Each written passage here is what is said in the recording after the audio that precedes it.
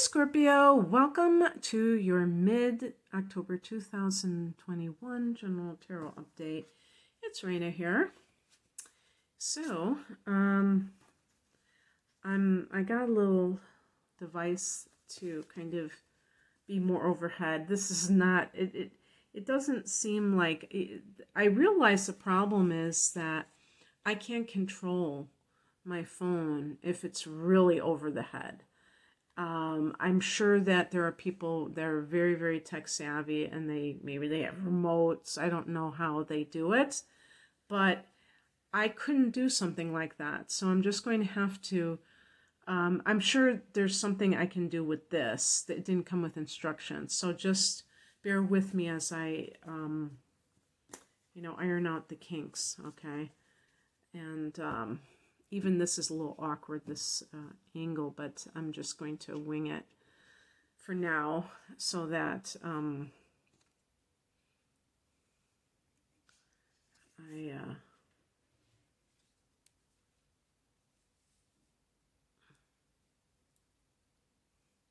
see, because the way I don't have it, the wide lens. Here, I'm going to put this here.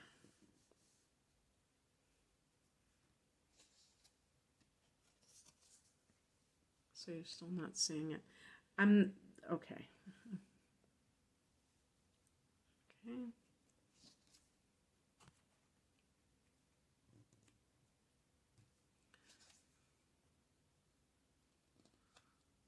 Okay, pick an additional card.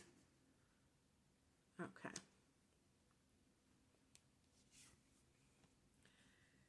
So the heart of the matter is the Strength card, which is a card of, that's self-explanatory, but a lot of people might jump to the erroneous conclusion about something external, when really it comes from within. Anything that we achieve, when we feel good about ourselves, when we feel confident, which is what this card is really connected to. It's coming from something beyond a set of conditions that is temporary. And I realize that myself. I'm going to see if I can. Yeah, I'm going to have to work on this because I would love for you to see all those cards. And it's very like rickety too. And I just don't know how to do it. So maybe that's a little bit better. I'm hoping so. And if you look at the past position, it's the Sun card. So it's one of those things. By the way, both of these cards is connected to Leo. And of all the fire signs, I think that's the one that you tend to really gravitate towards. And the idea is sometimes when you're with the right person, they can also bring out those qualities within you that you always had.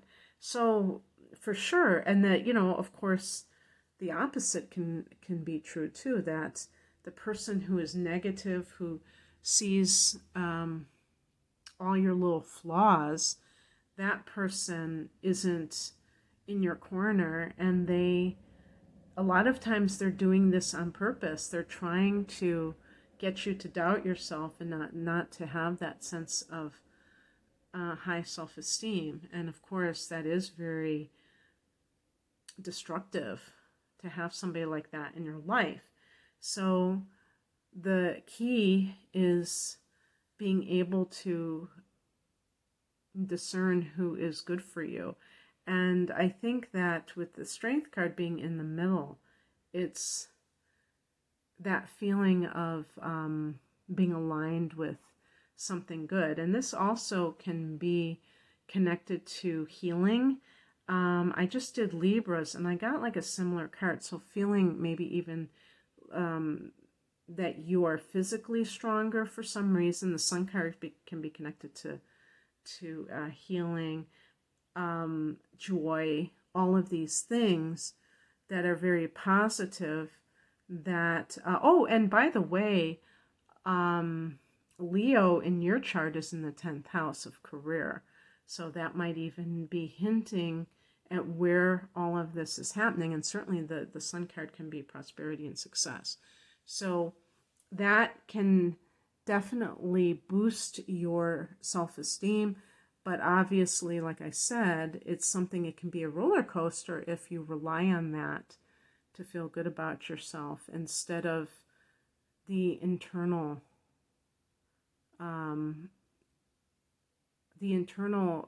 self that is the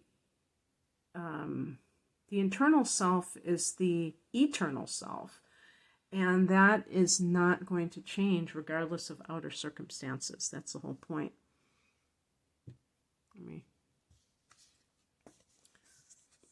The higher message is the King of Pentacles. Yeah, this is kind of an awkward angle for me. And this is, I'm not reading this as some kind of a prophetic card or what is to come, but it's like a spiritual kind of a lesson, which can be that when you step into your true calling, that all of these things can come together. I had a book long before the law of attraction, and it was called Do What You Love and the Money Will Follow. And I think that it was kind of based on those same principles of the law of attraction and things like that. And so the King of Pentacles is the top of the line when it comes to finances. So with the Sun card, that's another card that is associated with prosperity. So it really looks good for you. And yes, I was trying to think astrologically how this could be supported. And you're going to have Jupiter turning direct around the middle of October. Same with Saturn's going to be a little bit before that. And then Jupiter and Mercury turning direct in Libra as well, which is your that's actually your 12th house. Okay, so that's actually from behind the scenes. But what is it that, no, I'm sorry. What I was referring to is Jupiter and being an Aquarius. And that's your 4th house of home and family, and same with Saturn. So if you had any real estate matters, that might be something that is really going to move forward. And some of you have been wanting to buy a property. With Jupiter, that can be like something bigger, either a bigger home or more space like land. And maybe something got held up, and now it's starting to, move forward for you. Okay.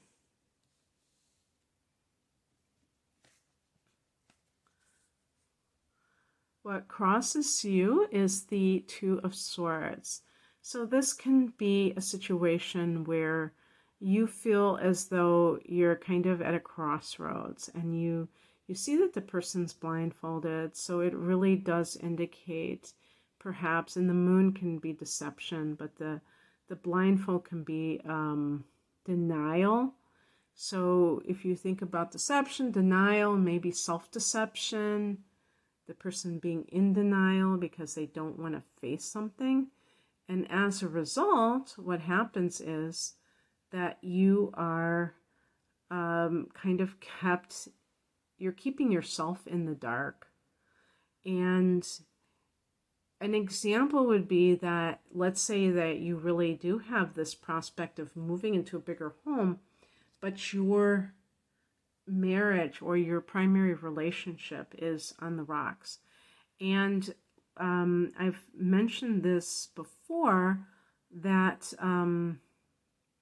there's also the fact of the eclipses beginning in Taurus in November, maybe even felt in October, and this is going to be in your opposite house, Scorpio, in that 7th house of marriage.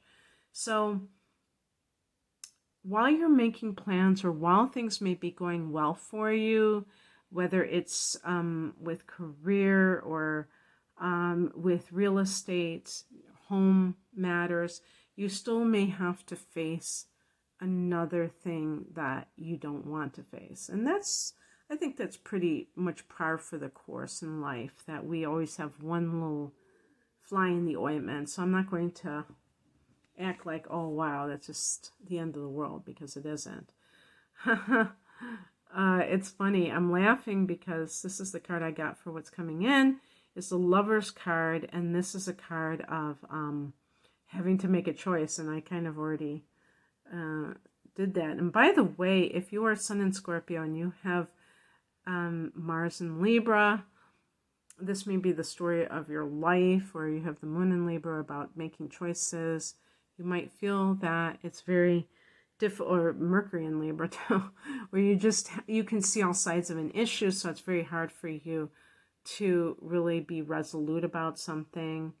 The Lover's card is actually connected to Gemini, and it's about, it can literally be about a love relationship, and maybe that's what that Two of Swords is all about.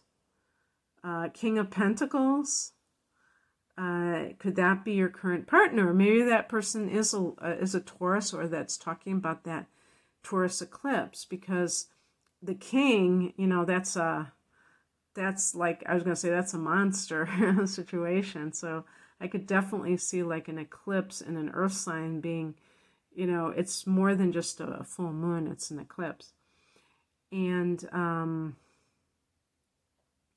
so the point is that you may have to decide between being inspired in life, or being taken care of and having financial security. And that sometimes can feel very daunting. You may feel like,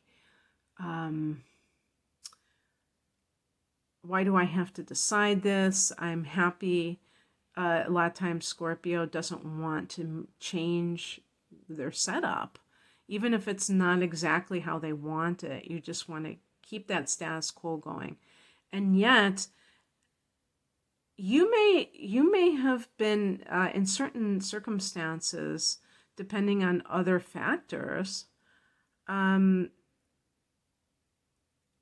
this person may have helped you to heal.